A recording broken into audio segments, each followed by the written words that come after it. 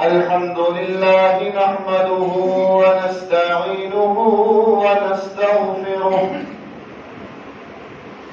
ونعوذ بالله من شرور أنفسنا وسيئات أعمالنا من يهده الله فلا مضل له ومن يضلله فلا هادي له وأشهد أن لا إله إلا الله وحده لا شريك له وأشهد أن محمدًا عبده ورسوله اللهم صل على محمد وعلى آل محمد كما صليت على إبراهيم وعلى آل إبراهيم إنك حميد مجيد اللهم بارك على محمد وعلى آل محمد كما باركت على إبراهيم وعلى آل إبراهيم إنك حميد مجيد أما بعد فإن خير الحديث كتاب الله وخير الهدي هدي محمد صلى الله عليه وسلم وشر الأمور محدثاتها وكل محدثة بدعة وكل بدعة ضلالة وكل ضلالة في النار رب اشرح لي صدري ويسر لي أمري واحلل عقدة من لساني يفقهوا قولي رب زدني علما رب زدني علما رب زدنا علما أعوذ بالله من الشيطان الرجيم بسم الله الرحمن الرحيم لتجدن أشد الناس عداوة للذين آمنوا اليهود والذين أشركوا صدق الله مولانا العظيم وصدق رسوله النبي الكريم ونحن على ذلك من الشاهدين والشاكرين والحمد لله رب العالمين حمد و ثنا تعریف تمجید تقدیس اللہ رب العزت کے لیے جو کائنات کا پالنے والا ہے خالق ہے مالک ہے رازق ہے داتا ہے گنج بخش ہے لجپال ہے غریب نواز ہے غوث اعظم ہے علی کل شیء قدیر ہے درود و سلام آقا دو جہاں امام الانبیاء خطیب الانبیاء امام اعظم پیر اعظم رہبر اعظم امام کائنات نبی التوبہ نبی الرحمہ بشیر نذیر سراج منیر صلی اللہ علیہ وسلم کی ذات اقدس پر ہوں باری تعالیٰ سے دعا ہے کہ اللہ تعالیٰ ہمارا یہاں پر آنا بیٹھنا سننا سنانا اللہ تعالیٰ اپنی بارگاہ کے اندر منظور و مقبول فرمائے اور ہم سب کا ذریعہ نجات کا سبب بنے اللہ تعالیٰ ہم سب کو بار بار اپنے گھر کی زیارت نصیب فرمائے فلسطین اس میں شام بھی شامل ہے. جو ملک فلسطین والا ہے اس میں شام بھی شامل ہے. رسول اللہ صلی اللہ علیہ وسلم نے اس کے متعلق کئی احادیث بیان فرمائی ہیں. یہ وہ مقدس زمین ہے، یہ ایسی بابرکت اور ایسی اعلیٰ زمین ہے کہ جس پر میرے رب العالمین نے کثرت کے ساتھ انبیاء کرام علیہ السلام کو مبعوث فرمایا، کثرت کے ساتھ. اور جب اللہ نے کسی نبی کو، کسی پیغمبر کو ہجرت کا حکم دیا تو ہجرت کا حکم بھی اللہ نے ملک شام کی طرف ہجرت کرنے کا حکم دیا. سیدنا ابراہیم علیہ السلام، سیدنا یعقوب علیہ السلام، سیدنا اسحاق علیہ السلام، سیدنا یوشع علیہ السلام، دیگر انبیاء علیہ السلام، جب ان کو اللہ نے ہجرت کا حکم دیا تو ملک شام کی طرف ہجرت کرنے کا اللہ نے حکم دیا. بخاری کی روایت ہے کہ موسیٰ علیہ السلام اللہ سے دعا کرتے تھے کہ اللہ جب مجھے موت آئے تو بیت المقدس کی سرزمین پر موت آئے، جب میں اس دنیا سے جاؤں تو میرے سامنے مسجد اقصی ہو، بیت المقدس ہو، قبلہ اول ہو. تو وہ قبلہ اول جو ہے وہ فلسطین میں ہے. اسی طرح جب سیدنا عیسیٰ علیہ السلام لوگوں کو وعظ و نصیحت کرتے رہے، یہودی ان کے مخالف بن گئے. اب یہودیوں نے ان کو قتل کرنے کی سازش کی تو میرے رب نے ان کو زندہ ہی آسمانوں کی طرف اٹھا دیا. جب میرے اللہ عیسیٰ علیہ السلام کو دوبارہ اس سرزمین دنیا پر بیچیں گے، نازل کریں گے، تو وہ زمین کون سی ہوگی؟ ملک شام ہوگا. پیغمبر علیہ السلام جناب محمد رسول اللہ صلی اللہ علیہ وسلم مکہ میں پیدا ہوئے. اللہ نے آپ کی بعثت مکے میں کی، لیکن رب العالمین نے جو آپ کو معجزہ سب سے بڑا دکھایا وہ کون سا معجزہ ہے؟ واقعہ اسراء و معراج. اب معراج کی ابتدا جو ہے وہ کہاں سے ہے؟ مسجد اقصی سے. مسجد اقصی سے ساتوں آسمانوں تک، اور ساتوں آسمانوں سے بھی آگے اللہ نے یہ معجزہ آپ کو دکھایا. تو اس معجزے کی ابتدا کہاں سے ہوئی؟ مسجد اقصی سے، جو فلسطین میں واقع ہے.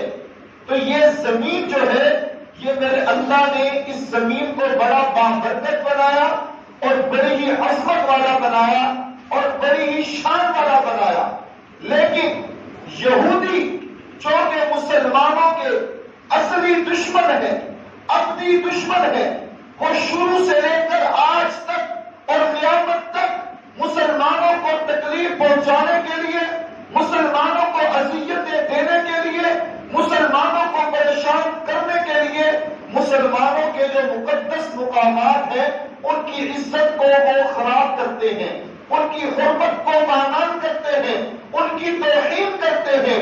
اور آپ دیکھ بھی رہے ہیں، سن بھی رہے ہیں کہ حال ہی میں ان یہودیوں نے مسلمانوں کے قبلہ اول پر جو ظلم ڈایا ہے، جہاں ظلم کر رہے ہیں، مسلمانوں کو شہید کر رہے ہیں، بیواں عورتوں کو بیواں کر رہے ہیں اور یتیم بچوں کو مار رہے ہیں.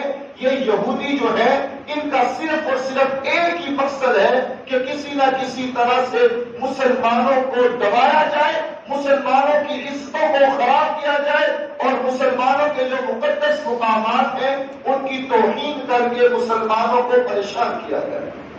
آج کے اس جمعے میں آپ کے سامنے قبلہ اول کی اہمیت اور اس کی فضیلت اور ہماری کیا ذمہ داریاں ہیں، اس حوالے سے چند باتیں آپ کے سامنے پیش کروں گا. فلسطین، اس میں شام بھی شامل ہے اور اس سرزمین کے اوپر مسجد اقصی بھی ہے جس کو ہم بیت المقدس بھی کہتے ہیں، جس کو ہم قبلہ اول بھی کہتے ہیں۔ بخاری مسلم کی روایت ہے، ابو ذر رضی اللہ تعالی عنہ نے اللہ کے نبی صلی اللہ علیہ وسلم سے سوال کیا، یا رسول اللہ صلی اللہ علیہ وسلم، اس دنیا کائنات میں سب سے پہلی عبادت والی مسجد کون سی تعمیر کی گئی؟ پوری دنیا کائنات میں سب سے پہلا اللہ کا گھر کون سا ہے؟ آپ صلی اللہ علیہ وسلم نے فرمایا مسجد حرام، جس کو ہم بیت اللہ بھی کہتے ہیں، جس کو ہم خانہ کعبہ بھی کہتے ہیں۔ جب سے یہ دنیا بنی ہے سب سے پہلا دنیا میں اللہ کا گھر کون سا ہے؟ بیت اللہ۔ صحابی رسول صلی اللہ علیہ وسلم نے سوال کیا، یا رسول اللہ صلی اللہ علیہ وسلم بتائیے اس کے بعد دنیا کائنات میں اللہ کا دوسرا گھر کون سا ہے؟ تو آپ صلی اللہ علیہ وسلم نے فرمایا کہ دوسرا گھر اللہ کا جو بنا دنیا کائنات میں سب سے پہلے وہ مسجد اقصی ہے، بیت المقدس ہے، قبلہ اول ہے۔ صحابی رسول صلی اللہ علیہ وسلم نے سوال کیا، یا رسول اللہ صلی اللہ علیہ وسلم، ان دونوں کے درمیان فاصلہ، ان دونوں کے درمیان تعمیر کا مدت جو ہے وہ کتنی ہے؟ کتنی مدت ہے کہ پہلا گھر تعمیر ہوا، اس کے بعد جو دوسرا گھر ہے وہ کتنے عرصے بعد تعمیر ہوا؟ تو آپ صلی اللہ علیہ وسلم نے فرمایا تقریباً 40 سال کے بعد، بیت اللہ بننے کے 40 سال کے بعد اللہ رب العالمین نے مسجد اقصی کو تعمیر کروایا۔ اور طبرانی کی روایت ہے کہ اس گھر کی تعمیر میں سیدنا سلیمان علیہ السلام نے بھی حصہ لیا۔ سلیمان علیہ السلام نے اس گھر کی تعمیر میں حصہ لیا۔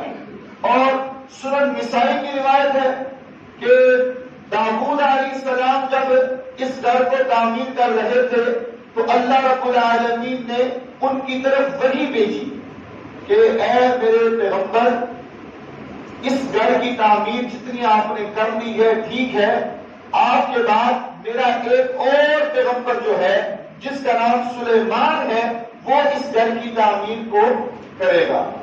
نسائی کی روایت کے مطابق سلیمان علیہ السلام نے مسجد اقصی کی تعمیر میں حصہ لیا۔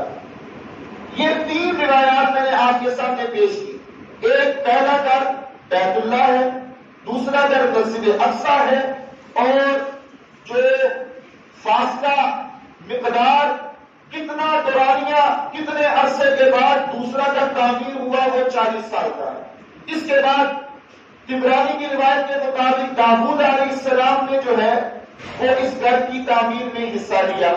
نسائی کی روایت کے مطابق سلیمان علیہ السلام نے اس گھر کی تعمیر میں حصہ لیا۔ لیکن ان تینوں احادیث سے یہ مسئلہ نہیں ملتا کہ اس گھر کی تعمیر کی ابتدا کس نے کی، کس نبی نے، کس پیغمبر نے، کس رسول نے اس گھر کی تعمیر کی ابتدا شروع کی۔ یہ روایت ہمیں کہیں سے نہیں ملتی۔ ہاں یہ ضرور ملتا ہے کہ سلیمان علیہ السلام نے حصہ لیا، داؤد علیہ السلام نے حصہ لیا، اور آپ صلی اللہ علیہ وسلم نے وہ مدت بھی بتلا دی کہ 40 سال کا فاصلہ ہے۔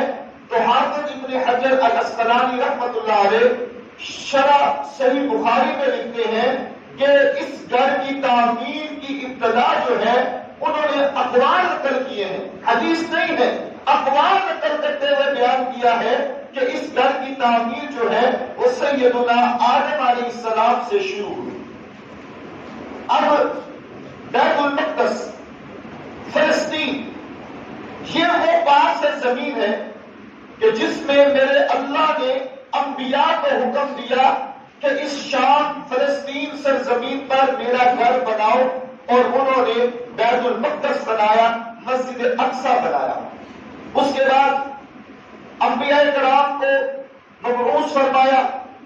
اس کے بعد اس زمین کو انبیاء کی سرزمین بھی کہا جاتا ہے، نبیوں کی سرزمین۔ کیا مانا؟ کہ اللہ نے کثرت کے ساتھ انبیاء کو اس سرزمین پر بھیجا، اس لیے اس کو انبیاء کی سرزمین بھی کہا جاتا ہے۔ اور جب شروع میں نے بتایا کہ جب اللہ نے کسی نبی کو ہجرت کا حکم دیا تو کس کی طرف دیا؟ ملک شام کی طرف دیا. وَنَجَّيْنَاهُ وَلُوطًا إِلَى الْأَرْضِ الَّتِي بَارَكْنَا فِيهَا لِلْعَالَمِينَ. کہ اللہ نے ابراہیم علیہ السلام کو جب حکم دیا کہ ہجرت کر جاؤ تو انہوں نے ہجرت شام کی طرف کی. اسی طرح یہ زمین، یہ گھر بڑی ہی اہمیت والا ہے، اس کی بڑی ہی اہمیت ہے، بڑا ہی بابرکت گھر ہے. اور میرے اللہ نے اس گھر کی قسم بھی اٹھائی ہے قرآن مجید فرقان حمید میں. مسجد اقصی کی قسم میرے رب نے اٹھائی ہے قرآن میں. وہ کہا ہے سورۃ التین میں، والتین والزیتون. قسم ہے انجیر کی، قسم ہے زیتون کی. ابن حجر الاسقلانی رحمت اللہ علیہ فرماتے ہیں صحیح بخاری کی شرح میں کہ زیتون سے مراد جو ہے وہ مسجد اقصی ہے. کہ میرے رب نے مسجد اقصی کی قسم اٹھا کر فرمایا لقد خلقنا الانسان فی احسن تقویم، کہ ہم نے انسان کو بڑا ہی اعلیٰ بنایا ہے، بڑا ہی عمدہ بنایا ہے. تو اس گھر کی شان اور اہمیت اور فضیلت کا اندازہ اس بات سے لگایا جا سکتا ہے کہ اللہ رب العالمین نے اس گھر کی قسم جو ہے وہ قرآن مجید میں بھی کھائی ہے. اس کے بعد مسلمانوں کا یہ پہلا قبلہ بھی تھا، جس کو قبلہ اول بھی کہا جاتا ہے. اللہ کے نبی صلی اللہ علیہ وسلم نے تقریباً 16-17 ماہ اس قبلے کی طرف منہ کر کے نماز پڑھی. بخاری مسلم کی روایت ہے کہ اللہ کے نبی صلی اللہ علیہ وسلم نے مسجد حرام بیت اللہ کی طرف نماز کر کے منہ کر کے نماز جو پڑھی وہ کون سی تھی؟ نماز عصر تھی. نماز عصر اللہ کے نبی صلی اللہ علیہ وسلم نے نماز عصر جو ہے وہ مسجد حرام کی طرف بیت اللہ کی طرف قبلہ کر کے نماز پڑھائی. صحابی نماز پڑھ کر چلے گئے. ایک جگہ پر دیکھا کہ نماز ہو رہی ہے، لوگ نماز پڑھ رہے ہیں اور ان کا منہ جو ہے وہ مسجد اقصی کی طرف ہے، بیت المقدس کی طرف ہے. صحابی رسول صلی اللہ علیہ وسلم کہنے لگے قسم ہے اس ذات کی جس کے قبضے قدرت میں میری جان ہے، میں قسم کھا کر کہتا ہوں کہ اللہ کے نبی صلی اللہ علیہ وسلم نے ہمیں بیت اللہ کی طرف منہ کر کے نماز پڑھائی ہے. چنانچہ جب وہ صحابی نے ان کو یہ بات کہی تو انہوں نے نماز میں ہی اپنا قبلہ جو تھا وہ تبدیل کر دیا. نماز میں ہی مسجد اقصی سے انہوں نے اپنا چہرہ مسجد حرام کی طرف کر دیا. تو یہ مسلمانوں کا پہلا قبلہ جو تھا وہ مسجد اقصی تھا. اس کے بعد اللہ کے حکم سے قبلہ تبدیل ہوا. اللہ کے نبی صلی اللہ علیہ وسلم کی خواہش بھی تھی، آپ دعا بھی کیا کرتے تھے. اللہ نے آپ کی دعا کو قبول کیا اور مسجد اقصی سے آپ کا قبلہ مسجد حرام کر دیا. اس کے بعد مسجد اقصی کے حوالے سے تیسری فضیلت جو آج کے جمعے میں بیان کرنا ضروری سمجھتا ہوں وہ یہ ہے کہ آپ صلی اللہ علیہ وسلم نے فرمایا کہ تم ثواب کی نیت سے کسی جگہ کسی مسجد میں سفر نہیں کر سکتے. ثواب کی نیت سے سوائے 3 مساجد، 3 مساجد کے علاوہ ثواب کی نیت سے سفر کرنا یہ درست نہیں ہے. ہمارے ہاں یہ بات بھی پائی جاتی ہے کہ ہم فلاں جگہ پر جائیں گے وہاں ثواب زیادہ ہوگا، یا فلاں مسجد میں جائیں گے وہاں ثواب زیادہ ملے گا. نہیں، اللہ کے گھر سارے کے سارے برابر ہیں. ثواب کی نیت سے سوائے 3 گھروں کے علاوہ کہیں اور سفر نہیں کیا جا سکتا. وہ 3 گھر کون سے ہیں؟ مسجد نبوی، دوسرے نمبر پر مسجد حرام، اور تیسرے نمبر پر بیت المقدس مسجد اقصی. ان تینوں کے علاوہ ہم ثواب کی نیت سے کسی اور جگہ پر سفر کر نہیں سکتے کیونکہ شریعت ہمیں اس کی اجازت نہیں دیتی. چوتھے نمبر پر جو فضیلت بیان کرنا ضروری سمجھتا ہوں وہ معروف بات ہے کہ اللہ کے نبی صلی اللہ علیہ وسلم کو معراج کروائی گئی، آپ کو معجزہ دکھایا گیا. سبحان الذی اسری بعبدہ لیلا من المسجد الحرام الى المسجد الاقصى الذي باركنا حوله لنريه من آیاتنا. اس معراج کی ابتدا کہاں سے ہوئی؟ مسجد اقصی سے ہوئی تو یہ بڑی فضیلت والی سرزمین ہے۔ 5ویں نمبر پر جو فضیلت ہمیں رسول اللہ صلی اللہ علیہ وسلم کی احادیث سے ملتی ہے وہ یہ ہے کہ جب سارے انبیاء وہاں پر جمع ہو گئے، روح زمین پر کوئی ایسی مسجد آپ کو نہیں ملے گی، روح زمین پر کوئی ایسی مسجد آپ کو نہیں ملے گی کہ جہاں سارے انبیاء جمع ہو اور ان کی امامت جناب محمد رسول اللہ صلی اللہ علیہ وسلم کروا رہے ہو۔ روح زمین پر کوئی ایسی مسجد نہیں ملے گی سوائے ایک مسجد کے، اور اس مسجد کا نام کیا ہے؟ مسجد اقصی ہے۔ اگر یہ اعزاز حاصل ہے تو صرف بیت المقدس کو حاصل ہے، اگر یہ اعزاز حاصل ہے تو صرف قبلہ اول کو حاصل ہے۔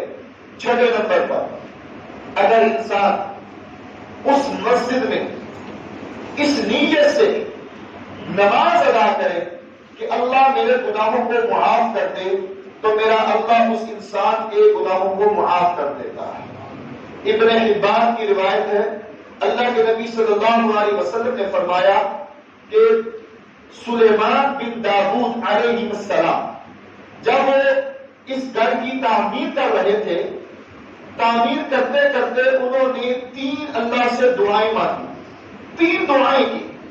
پہلے نمبر پر کہ اللہ میں جو بھی فیصلہ کروں، میں جو بھی کام کروں وہ تیرے فیصلوں کے مطابق ہو، اللہ میں جو بھی کام کروں تیرے حکم کے مطابق ہو، تیری نافرمانی والا نہ ہو۔ دوسری دعا کی کہ اللہ مجھے ایسی حکومت عطا کر کہ آج کے بعد میری حکومت کے بعد کسی اور کو وہ حکومت نہ ملے۔ تیسری دعا کی کہ اللہ جو انسان اس گھر میں آئے اور اپنے گناہوں کو معاف کروانے کے لیے آئے تو اللہ اس کے ایسے گناہوں کو معاف کر دے جیسے وہ آج ہی ماں کے پیٹ سے پیدا ہوا ہے، یعنی کہ اس کے نامہ اعمال میں کوئی گناہ نہ ہو، اللہ سارے گناہ معاف کر دے۔ محمد رسول اللہ صلی اللہ علیہ وسلم نے فرمایا کہ اللہ نے ان کی 2 دعائیں جو ہیں وہ تو قبول کر کہ ان کی فیصلہ جو تھا وہ اللہ کے حکم سے ہوا اور جو بھی وہ کام کرتے تھے اللہ کے حکم سے کرتے تھے۔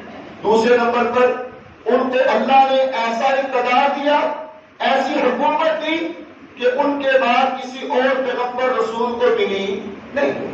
تیسری جو دعا کی اس کے متعلق اللہ کے نبی صلی اللہ علیہ وسلم نے فرمایا کہ مجھے امید ہے کہ اللہ نے ان کی دعا کو بھی قبول کر دیا ہوگا۔ آپ نے فرمایا کہ مجھے امید ہے کہ اللہ نے ان کی تیسری دعا کو بھی قبول کر لیا ہوگا، لیکن جو پہلی جو 2 دعائیں انہوں نے کی ان کی قبولیت کی بات جو ہے وہ میرے رب نے قرآن مجید فرقان حمید میں بیان فرمایا۔ اس کے بعد تھوڑا سا ہم آگے چلیں، قیامت کے نزدیک فتنہ دجال آئے گا۔ دجال یہ بہت بڑا فتنہ ہوگا۔ ہر نبی ہر رسول نے اپنی امت کو اس فتنے سے بچنے کا کہا ہے۔ ہر نبی نے یہی پیغام دیا کہ لوگوں اپنے آپ کو اس فتنے سے محفوظ رکھنا، اللہ سے دعا کیا کرو کہ اللہ ہم سب کو اس فتنے سے محفوظ فرمائے۔ رسول اللہ صلی اللہ علیہ وسلم کی حدیث ہے، اللہ کے نبی صلی اللہ علیہ وسلم نے فرمایا کہ قیامت والے دن اس سے پہلے یہ فتنہ جب آئے گا تو ہر انسان اس سے بچنے کی کوشش کرے گا، لیکن وہی شخص بچ سکے گا جس کو میرا اللہ توفیق دے گا، جو اللہ سے ڈرنے والا ہوگا، جو اللہ سے ڈر کر زندگی بسر کرنے والا ہوگا، جس کے اندر تقویٰ ہوگا، جو اللہ کے احکامات پر عمل کرتے ہوئے زندگی بسر کرے گا، وہ انسان اس سے محفوظ رہ سکے گا اور اکثریت جو ہے وہ اس فتنے میں مبتلا ہو جائے۔ اب یہ فتنہ دنیا کے ہر کونے تک پھیل جائے گا، لیکن 4 مقامات ایسے ہوں گے کہ جہاں یہ فتنہ نہیں جا سکے گا، دجال وہاں پہنچ نہیں سکے گا۔ ان 4 چیزیں کون سی ہیں؟ پہلے نمبر پر مسجد نبوی، وہاں دجال نہیں جا سکے گا۔ دوسرے نمبر پر مسجد حرام جسے بیت اللہ بھی کہتے ہیں، وہاں دجال ہے، نہیں جا سکتے۔ تیسرے نمبر پر آپ صلی اللہ علیہ وسلم نے فرمایا کوہ طور پہاڑ جو ہے وہاں پر دجال ہے، نہیں جا سکے گا۔ چوتھے نمبر پر مسجد اقصی وہ زمین ہوگی کہ جہاں دجال ہے، نہیں جا سکے۔ اس کے بعد دجال کو قتل بھی کیا جائے گا۔ کہاں قتل کیا جائے گا؟ کون قتل کرے گا؟ عیسیٰ بن مریم علیہ السلام یہ دجال کو قتل کریں گے، اور مقام کون سا ہوگا؟ لد مقام ہے، لد حدیث میں لفظ آیا لد، اور یہ لد جگہ جو ہے یہ فلسطین کے علاقے میں واقع ہے۔ وہاں دجال کو عیسیٰ بن مریم علیہ السلام جو ہے اللہ کے حکم سے ان کو قتل کریں۔ اس کے بعد یاجوج ماجوج یہ فتنہ بھی آئے گا، یہ فتنہ بھی سرزد ہوگا۔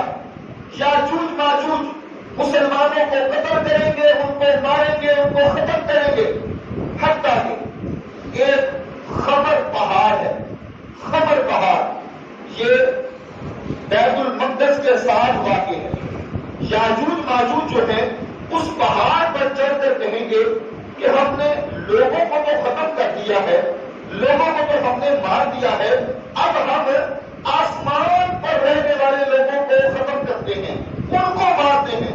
چنانچہ وہ اپنے تیروں کو نکالیں گے اور آسمان کی طرف بلند کریں گے۔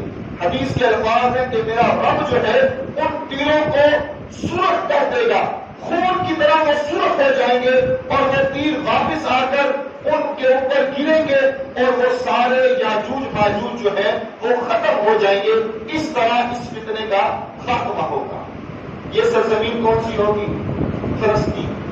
فلسطین میں شام بھی واقع ہے، فلسطین میں بیت المقدس بھی واقع ہے، مسلمانوں کا قبلہ اکبر بھی باقی ہے۔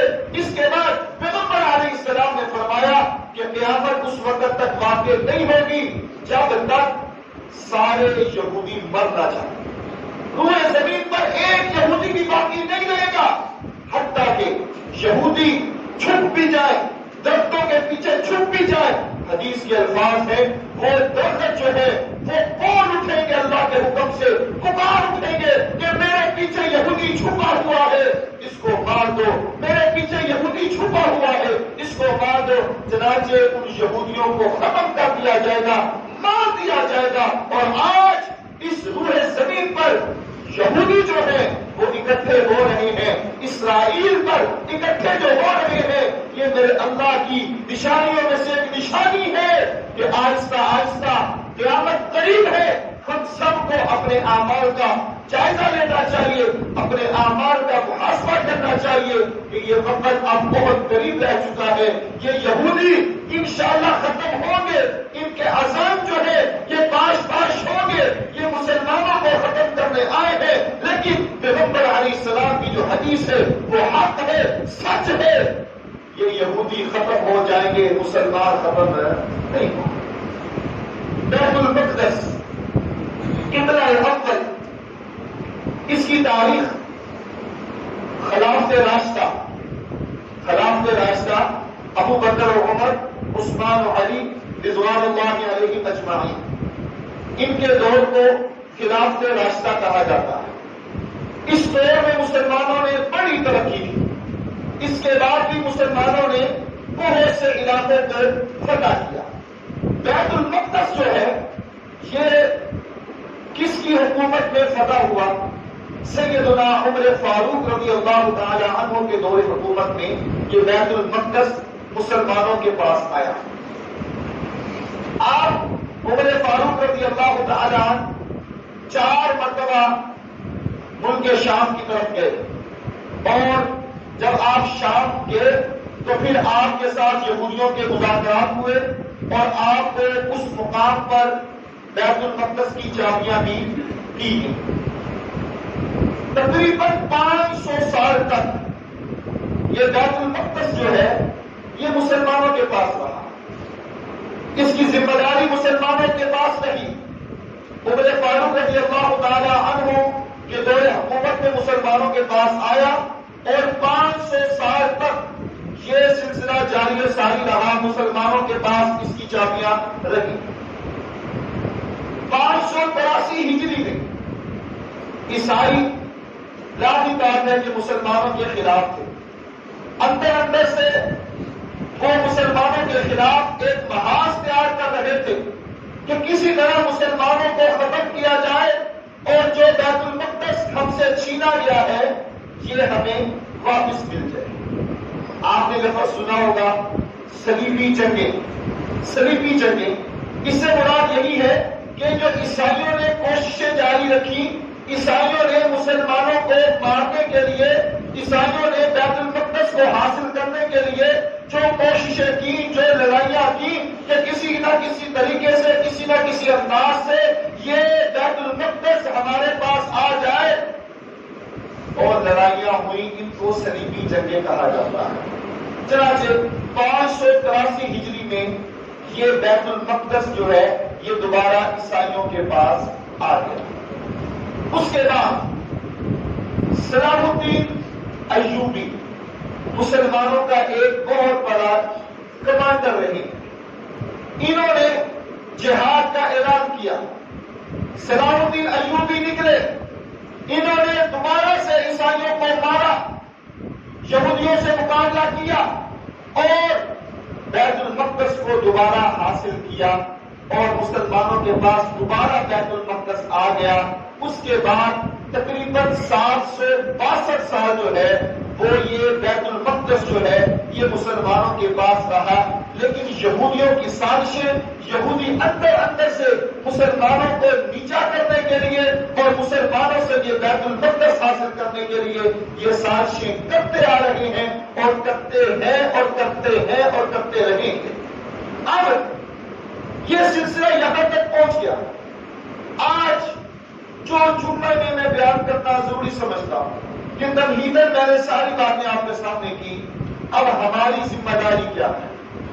اب مسلمان پریشان ہیں، بیت المقدس لڑائی کا سماں ہے، لوگوں کو مارا جا رہا ہے، عورتوں کو بیوہ کیا جا رہا ہے، بچوں کو یتیم کیا جا رہا ہے، لوگوں کے گھروں کو مسمار کیا جا رہا ہے، مسجد کی حرمت کو پامال کیا جا رہا ہے، مسجد کے تقدس کو پامال کیا جا رہا ہے۔ اب ہماری ذمہ داری کیا ہے؟ صرف نماز پڑھنا، روزے رکھنا یہ کافی نہیں ہے۔ مسلمان یہ اس کی بہت ذمہ داریاں ہیں۔ آج مسلمان پریشان ہے، مسلمانوں کے مرکز پر ظلم ہو رہا ہے، مسلمانوں کے مرکز پر زیادتی ہو رہی ہے، تو ہماری ذمہ داریاں کیا ہے؟ ہماری ذمہ داریوں میں سے پہلی ذمہ داری یہ ہے کہ ہم ان کی تکلیفوں کو تکلیف سمجھیں، ان کی تکلیفوں کو اپنی تکلیف سمجھیں، ان کی تکلیفوں کا احساس کریں۔ ہمیں احساس ہونا چاہیے انما المؤمنون اخوہ کہ مسلمان آپس میں بھائی بھائی ہے، بھائی چارہ ہے۔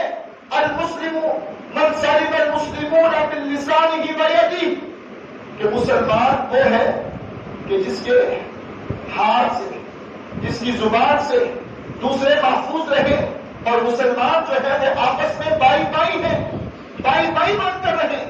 رسول اللہ صلی اللہ علیہ وسلم کی حدیث وہ ہمیں ذہنوں میں رکھنی چاہیے کہ مسلمان ایک جسم کی مانند ہے، اگر اس کے کسی جسم کے حصے میں تکلیف ہو جائے تو وہ پورا جسم جو ہے وہ اضطراری کیفیت میں چلا جاتا ہے، پورا جسم جو ہے وہ تکلیف میں مبتلا ہو جاتا ہے، پورا جسم جو ہے وہ بخار میں مبتلا ہو جاتا ہے۔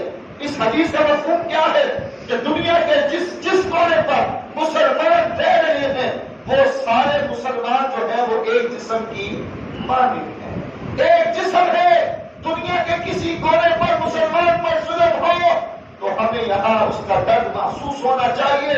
یہی ایمان ہے، یہی اسلام ہے اور یہی دین ہے کہ ہمیں احساس ہو کہ ہمارے مسلمان بھائی پر ظلم ہو رہا ہے، ہماری مسلمان بہن پر زیادتی ہو رہی ہے، ان بچوں پر ظلم ڈالے جا رہے ہیں، ان کے گھروں کو مسمار کیا جا رہا ہے۔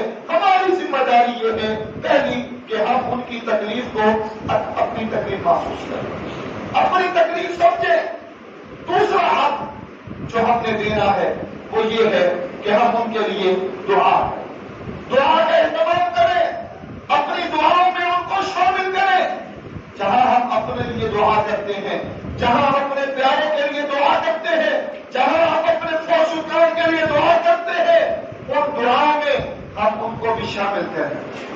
ہم یہاں بیٹھے ہیں، دعا تو کر سکتے ہیں، ہم ان کے لیے دعا کریں۔ اور اللہ کے نبی صلی اللہ علیہ وسلم کی وہ سنت، آج ہمیں اس کو زندہ کرنا چاہیے کہ آپ صلی اللہ علیہ وسلم کفار سے درود نازلہ کیا کرتے تھے، ان کے خلاف ان کے لیے بددعا کیا کرتے تھے اور درود نازلہ کا اہتمام کیا کرتے تھے۔ اپنی نمازوں میں درود نازلہ کا اہتمام کیا کرنا چاہیے۔ اگر کسی انسان کو دعا نہیں آتی تو وہ نماز کے بعد ہاتھ اٹھا کر مسلمانوں کی سلامتی کے لیے، قبلہ اول کی حفاظت کے لیے، مسجد اقصی کی حفاظت کے لیے، مسلمانوں کی آبیاری کے لیے، دین اسلام کی آبیاری کے لیے ہمیں دعا کرنی چاہیے۔ یہ ہماری ذمہ داری ہے۔ تیسرے نمبر پر جو ذمہ داری ہم سمجھتے ہیں کہ ہمیں ادا کرنی چاہیے بحیثیت مسلمان، وہ یہ ہے کہ ہم جو ان پر ظلم ہو رہا ہے اس کے لیے ہمیں آواز اٹھانی چاہیے۔ جہاں تک ممکن ہو سکے ہم اپنی حکومت پر اپنا ریکارڈ جمع کروائیں، پیغام ریکارڈ کروائیں، یا کسی بھی انداز سے ہم جو بھی کر سکتے ہیں بحیثیت مسلمان ہمیں وہ کرنا چاہیے۔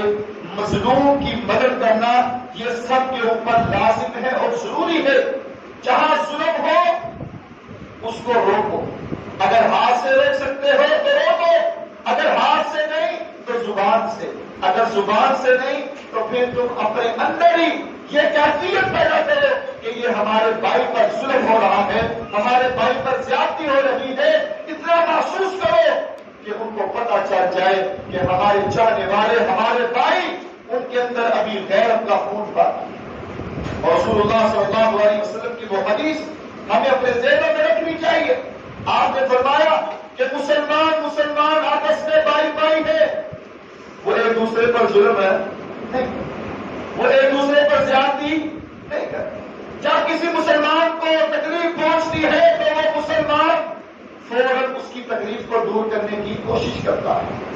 جب انسان یہ کیفیت کرے گا تو میرا اللہ اس انسان کی مصیبتوں کو دور کرے گا، اللہ اس انسان کی پریشانیوں کو دور کرے گا جو اپنے کسی مسلمان کی مدد کرنے کی کوشش کرتا ہے۔ اور حدیث کے الفاظ ہیں کہ جب انسان کسی مسلمان کے عیبوں پر پردہ ڈالتا ہے تو قیامت والے دن اللہ اس انسان کے عیبوں پر پردہ ڈالے۔ تو یہ ذمہ داری ہے کہ ہم اس ظلم کے خلاف آواز اٹھائیں۔ اور چوتھی ذمہ داری وہ یہ ہے کہ اپنے ذہنوں میں اس بات کو اپنائیں، مضبوط کر لیں کہ یہود و نصارہ ہمارے دوست ہو سکتے ہیں۔ یہی بات میرے رب نے قرآن میں بیان فرمائی اور یہی میں نے خطبے کے آغاز میں پڑھی کہ لَتَجِدَنَّ أَشَدَّ النَّاسِ عَدَاوَةً لِلَّذِينَ آمَنُوا الْيَهُودُ وَالَّذِينَ أَشْرَكُوا، کہ لوگوں میں سے سب سے زیادہ دشمن وہ ہیں جو یہودی ہیں اور جو شرک کرنے والے ہیں۔ یہ ایمان والوں کے سب سے زیادہ دشمن ہے۔ آج ان کی ثقافت، ان کی تہذیب، ان کا تمدن، رہن سہن سب کچھ ہمارے اندر آ چکا ہے۔ ہم بحیثیت مسلمان ہماری یہ ذمہ داری ہے کہ ہم اپنی ذمہ داریوں کو پہچانیں اور ہر اس چیز کا بائیکاٹ کریں جو ان کے ساتھ منسلک ہے۔ یہ بھی ایک اظہار ہمدردی ہے اور یہ بھی ایک ایمانی جذبہ ہے جو ہمیں اپنے اندر پیدا کرنا چاہیے۔ پانچویں اور آخری ذمہ داری جو آج کے اس جمعے کے حوالے سے بیان کرتا ہوں وہ یہ ہے، اب کوئی چارہ نہیں، جہاد کے علاوہ انہوں نے ایسے نہیں مانا۔ یہ یہودی، یہ عیسائی، یہ طاغوتی عزائم، یہ اسلام دشمن حکومتیں جو ہے، اب ان کا ایک واحد حل ہے، وہ کیا ہے؟ جہاد۔ اللہ کی راہ میں جہاد کیا جائے۔ اور یہی بات میرے رب نے قرآن میں بیان فرمائی، وَمَا لَكُمْ لَا تُقَاتِلُونَ فِي سَبِيلِ اللَّهِ وَالْمُسْتَضْعَفِينَ مِنَ الرِّجَالِ وَالنِّسَاءِ وَالْوِلْدَانِ يَقُولُونَ رَبَّنَا أَخْرِجْنَا مِنْ هَٰذِهِ الْقَرْيَةِ الظَّالِمِ أَهْلُهَا وَاجْعَل لَّنَا مِن لَّدُنكَ وَلِيًّا وَاجْعَل وَاجْعَلْ لَنَا مِن لَّدُنكَ نَصِيرًا. میرا رب کیا کہہ رہا ہے؟ او لوگوں تمہیں کیا ہو گیا؟ تم جہاد کیوں نہیں کر رہے؟ او لوگوں تمہیں کیا ہو گیا؟ تم اللہ کی راہ میں کیوں نہیں نکلتے؟ لوگوں تمہیں کیا ہو گیا؟ تم قتال کیوں نہیں کر رہے؟ جہاد فی سبیل اللہ کیوں نہیں کر رہے؟ وہ مظلوم عورتیں جن کی عزتوں کو خراب کیا جا رہا ہے، وہ مظلوم عورتیں جن کے خاندوں کو چھینا جا رہا ہے، وہ مظلوم عورتیں جن کے خاندوں کو مارا جا رہا ہے، وہ مظلوم مائیں جن کے بچوں کو مارا جا رہا ہے، وہ مظلوم خاندان جن کے گھروں کو مسمار کیا جا رہا ہے. تمہاری غیرت کہاں چلی گئی؟ ہمارکم لا تقاتلون فی سبیل اللہ والمستضعفین من الرجال والنساء والولدان یقولون ربنا اخرجنا.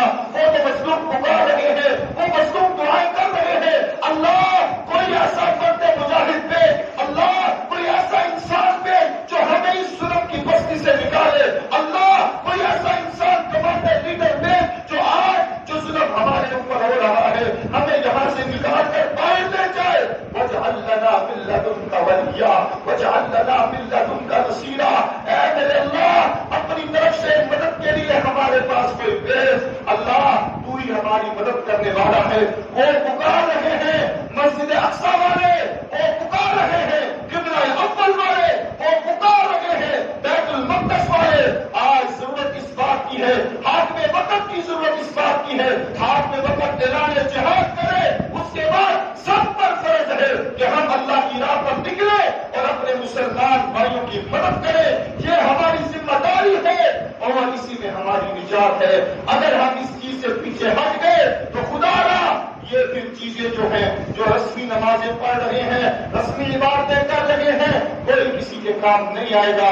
پہلی چیز جو آج کے اس ماحول میں، پہلی چیز جو آج کے اس ماحول میں اور آج کے اس پرفتن دور میں جو ضرورت کی اہمیت کے حامل ہے وہ یہی ہے کہ جہاد کیا جائے اور ان کا علاج کیا جائے.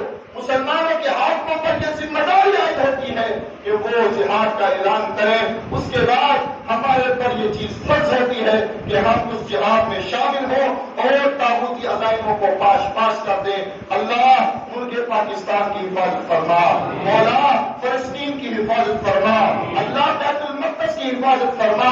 اللہ تیرے آگے کوئی چھپا ہوا نہیں ہے، تو سب کچھ دیکھ رہا ہے. مولا ہمارے اندر وہ جذبات نہیں رہا، ہمارے اندر وہ ایمانی قوت نہیں رہی، ہمارے اندر وہ ایمانی حرارت نہیں رہی جو صلاح الدین ایوبی میں تھی، جو خالد بن ولید میں تھی، جو عمر فاروق میں تھی، جو حیدر کرار میں تھی، جو صحابہ میں تھی.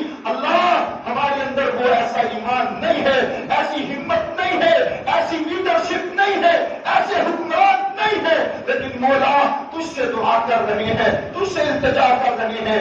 اللہ فلسطین کی حفاظت فرما، بیت المقدس کی حفاظت فرما، یہودیوں کو